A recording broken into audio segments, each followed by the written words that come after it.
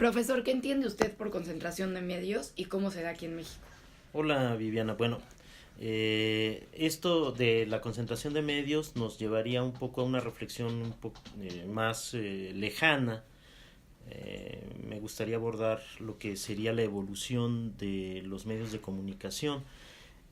En estricto me parece que el ser humano en su propio desarrollo evolutivo logró constituir un medio de comunicación, tal vez el medio de comunicación que me parece fundamental, el que le ha permitido incluso desarrollarse cerebralmente, lo que le permitió el pensamiento actual. Este medio de comunicación, que podría ser masivo o no, sería social, es el lenguaje oral. Independientemente de que se supone que el lenguaje gestual pudo ser la primera manera de comunicarse entre los seres humanos, el lenguaje oral fue el que tuvo la potencialidad de permitir toda la evolución humana, el desarrollo tecnológico, etcétera. Partiendo de esto, podríamos decir que tendría que ser como el medio de comunicación principal. Y ahí estaría concentrado en un primer momento el contenido de los mensajes, ¿no? Si entendemos que el medio de comunicación, como lo entendemos ahora, tiene que ver con una forma, diríamos que a partir del siglo XX hay una conjunción entre los medios auditivos y visuales, y ahora tenemos como gran potencial, como gran medio de comunicación masiva, como gran medio de comunicación social, los medios audiovisuales.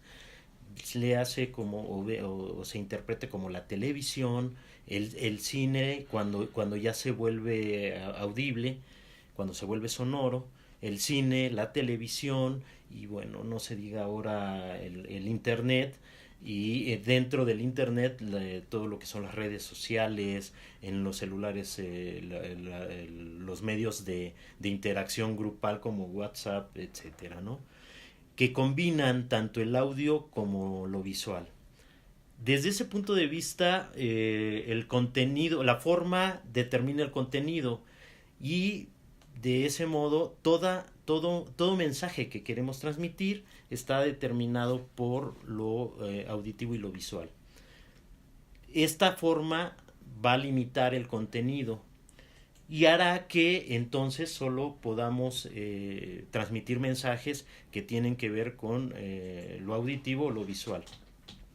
De este modo es que ahí hay ya una concentración y una manera de transmitir mensajes. Los sentimientos, por ejemplo, que se viven a través de todos los sentidos, solo se pueden compartir con otros de manera audiovisual.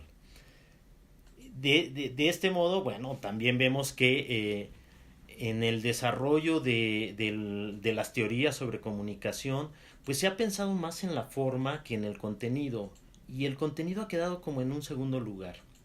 Si pensamos en un medio de transmisión, un medio pedagógico, un medio de comunicación muy importante y que me parece que ha quedado a la saga y poco abordado, es el teatro. El teatro desde los griegos, digamos que tendría estas características de haber sido un medio audiovisual, pero que era en interacción directa. El actor representaba escenas, pero tenía que, para transmitir un mensaje, elegir determinados contenidos y determinadas escenas que se ponen en juego en la comunicación directa con nosotros. Esto, esta manera me parece que es la más potente y que ahora la vemos y la vimos por ejemplo en el terremoto en el terremoto del 2007, no, a diferencia del de 85, en donde parece que el único medio que se mantiene activo durante el terremoto es el WhatsApp. Y aquí se comenzó a intercambiar información, tanto escrita como a través de voz, mensajes de voz y de videos. Y ahí aparecen en un primer momento los videos de cómo los edificios están cayendo, lo que estaba ocurriendo en el momento.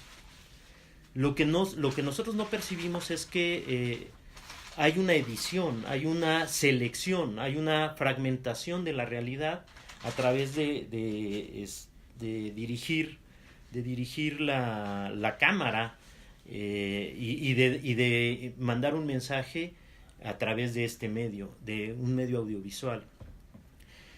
Pareciera ser que estamos viendo la realidad en directo, pero es una puesta en escena, como lo de Frida Sofía, que además, bueno, un medio de comunicación ya institucionalizado y que tiene como principal objetivo obtener ganancias, ganar dinero, pues eso pervierte la posibilidad de transmitir un contenido que pudiera ser importante, reflexivo, porque el medio de comunicación se ve obligado a estar transmitiendo algo y tener un rating, tener gente que lo esté observando. Entonces, pues esto recae y subordina la importancia del contenido. Ya no importa lo que pases. Claro. Lo que interesa es que pases algo, lo que sea, que atraiga la mirada, que atraiga la atención, que atraiga una audiencia, una mayor audiencia. Entonces podría decir que por lo menos en México, los medios de comunicación sí manipulan su contenido. O sea, en base a lo que quiere la sociedad. Yo no quisiera pensar en estricto que lo manipulan, quiero pensar en la buena fe de incluso los dirigentes, los que dirigen medios de comunicación. Yo creo que más que manipular la sesgan, pero es inevitable, o la fragmentan, porque no hay de otra. Y esa fragmentación hace pensar en las audiencias, al ver de manera directa una escena, al ver de manera directa un mensaje, les parece que es real. Y entonces interpretamos de manera también fragmentada. Es un problema de comunicación en estricto y es un problema filosófico de fondo. Yo creo que el contenido tendría que ser el elemento central, es decir, ¿qué quiero transmitir? ¿Y cómo puedo transmitir mejor un mensaje? Pero no cómo. Me parece que en muchas de las carreras en comunicación, en muchos de los medios de comunicación, está primero tratar de resolver el cómo lo transmito y si eso lo puedo transmitir de manera inmediata, mejor. Porque eso me va a redituar en términos de económicos.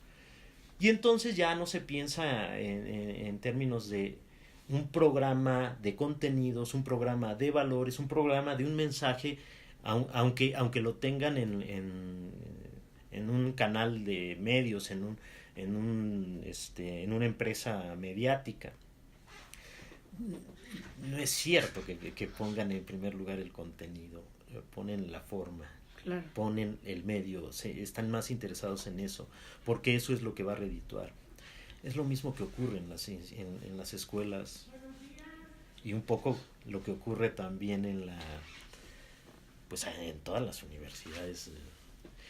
En esta menos, porque igual lo que sería más importante es el contenido, cómo aprende un alumno, cómo enseña un profesor. Y no, están más obsesionados por la forma, cómo lo hace, cómo enseña el profesor o cómo aprende. Y entonces hay que tratar de demostrarlo y obtener evidencias. Entonces, lo importante son los exámenes, lo importante es lo administrativo, la gestión administrativa. Claro. Y cómo le cobran al estudiante y cómo le cobran al profesor. En los medios de comunicación pasa lo mismo. La audiencia no interesa para formarla, para educarla. Nosotros teníamos un programa y esa es toda una historia que podría ser interesante analizarla desde lo que me estás preguntando. En el programa de Documentarte nos invitaron a presentar con fines con un objetivo ambiental, de formación ambiental, o de transmisión o de divulgación de elementos de educación ambiental. Así nos invitaron. En la realidad no les interesaba lo que dijéramos, no les interesaba, no había nadie que revisara los contenidos. Estaban más obsesionados por hacer algo más espectacular en términos de forma, en presentar imágenes, en ilustrar, y lo hacían mal. Eso es lo terrible. Entonces, a mí me parece que los medios en México, y no solo en México, en el mundo, tendrían que pensar en estos términos. ¿Cuál es una opción? Me parece que hay canales de televisión que sí tienen más esta característica. La BBC de Londres, algunos periódicos de europeos y en Estados Unidos. Por ejemplo, El País tiene un suplemento cultural insuperable, pero a todas luces se nota que lo que los lleva a trabajar es pensar primero en el contenido y después en la forma. Claro. Y entonces esto hace que incluso el contenido determine la manera en que lo vas a enseñar, en la manera en que lo piensas transmitir, como uno debe pensar como docente. Como docente, si yo me pongo a pensar en la forma y en ponerles videitos, cuadritos, bonitas presentaciones de PowerPoint, sin contenido, sin pensar en el contenido, voy a acabar transmitiendo muy poca información y mal. En cambio, si lo importante es el contenido, ese mismo contenido me va a obligar a transmitirlo de alguna forma.